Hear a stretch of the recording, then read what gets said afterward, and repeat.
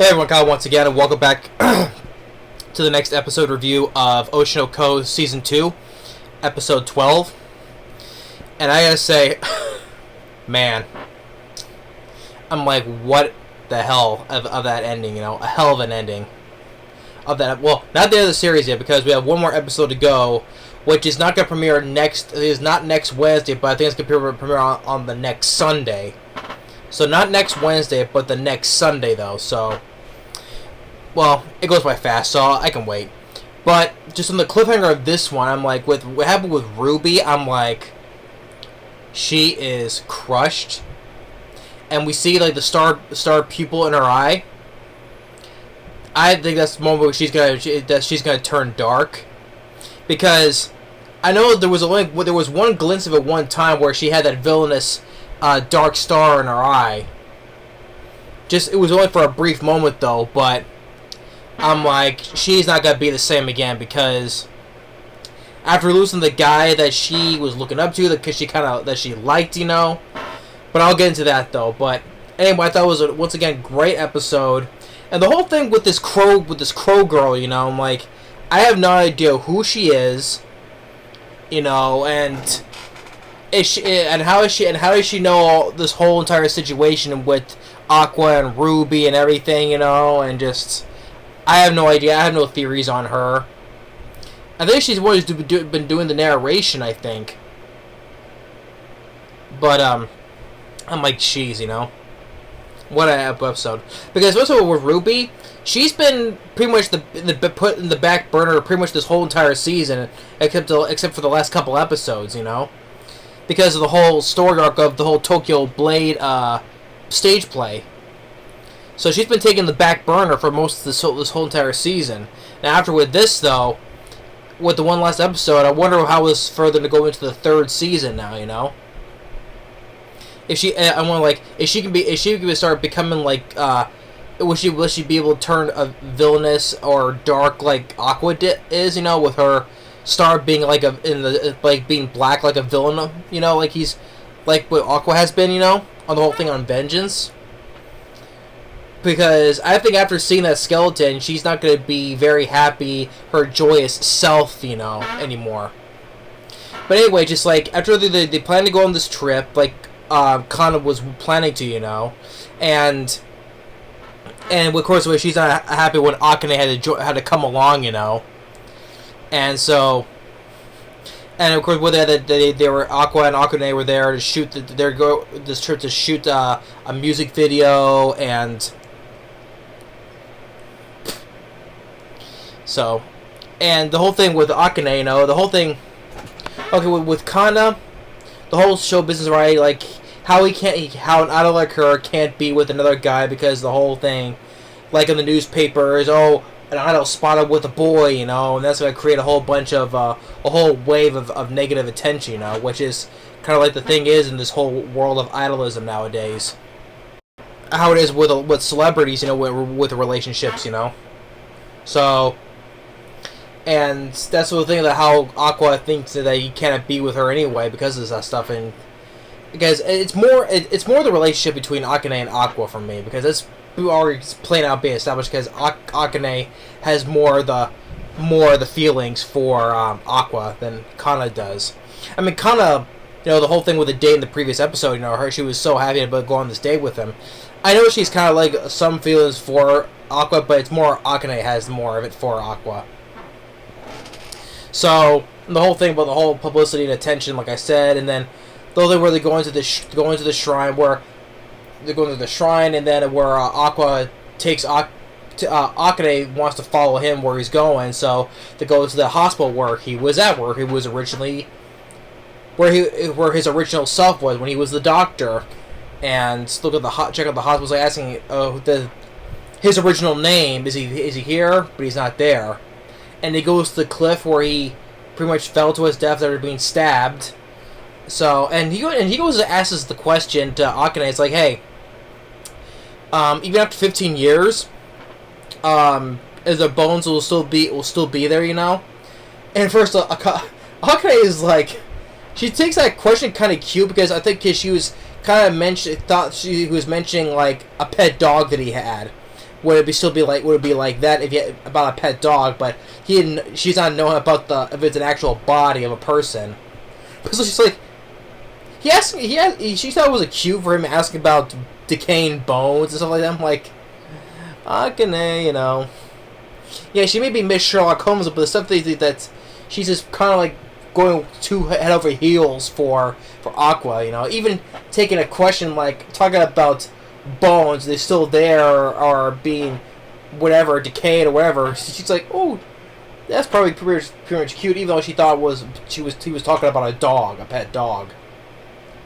So, and then you see the crows, and you see that girl again. Was only the end of the last episode. Like, who is she? No idea. She's probably the crow. She's like the crow master, And so then he goes to visit, and then she goes, Aqua takes her to this. I guess it was his old home where he was raised by his grandma, and so then a lot of flashes focused with was him back when he was his original body, and we see with Ruby back when she was in her original body too, back when she was as a sick girl, and when she gave him that eye keychain.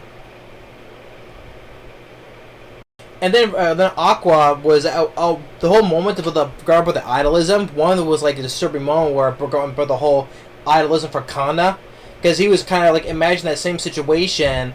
What happened with that stalker, right?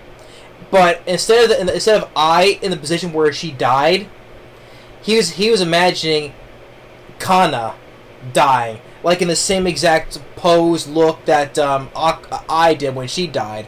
I'm like, yeah, that's kind of a disturbing image of seeing a dead Kana like that, in the same way that how in the same position how I died. That is kind of a disturbing look, But anyway, that's another disturbing image on that part.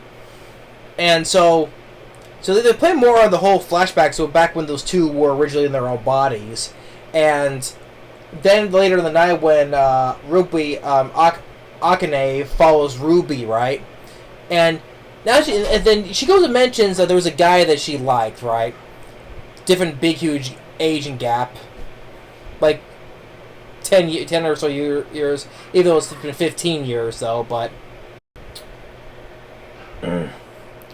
And this is one point where she's just kind of once again, Akane should be putting the pieces together like Sherlock Holmes was, because he mentioned, because she was with Aqua, mentioned about bones and stuff, and then when Ruby is asking about this guy that she liked back when, hopefully she's mad about Aqua's original body, like, oh, I wonder if he's still there, he's been gone missing, and hopefully he's watching over so that I can find him and tell him that how much basically she loves him, and she was being so happy about trying to find him. Then all of a sudden, the crow takes a key.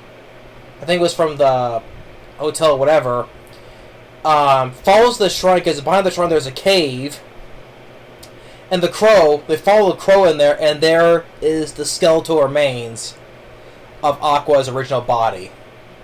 And because he still has the skeleton is still wearing the same clothes that he wore when he originally died from. The glasses, and he's wearing the same keychain, the eye keychain that she gave him. Now, if it wasn't for that keychain, if that keychain was not there, they probably come across as would have been a different type of person, though, if it wasn't for that eye keychain. But she noticed it, and that's the moment where her soul got crushed. That's this moment I think that she's gonna turn dark like Aqua did. Not in the way of like acting for vengeance, though, but her star pupil is gonna turn black like Aqua, being in villainous mode or being just so dark, I think that's the moment where that she lost herself, like what Aqua was doing, having his mindset and vengeance the whole time. I think this is what her mind's gonna be like. Just the guy that she liked originally is dead, and this is what killed her soul inside. Because you see her star pupil trying to start to shrink a little bit. I think this moment was just going to turn freaking black, be like dark and villainous like Aqua was. And Akane was like, "Hey, let's get out of here. Don't look," you know. But it's too late. And like I said, how that girl with the crows, I'm like, how does she know all this? How does she know that's them reincarnated? If she knows the, how does she know this whole entire story? You know, and no idea. So after this, now we have to wait for another over a week for the finale of the season. I'm like, damn, you know, this show is really hitting hard, you know, it really is. And now not because I got hitting hard, because I've been enjoying it. And now Ruby, I think now she's gonna be starting on that dark path like Aqua was, in a different way though.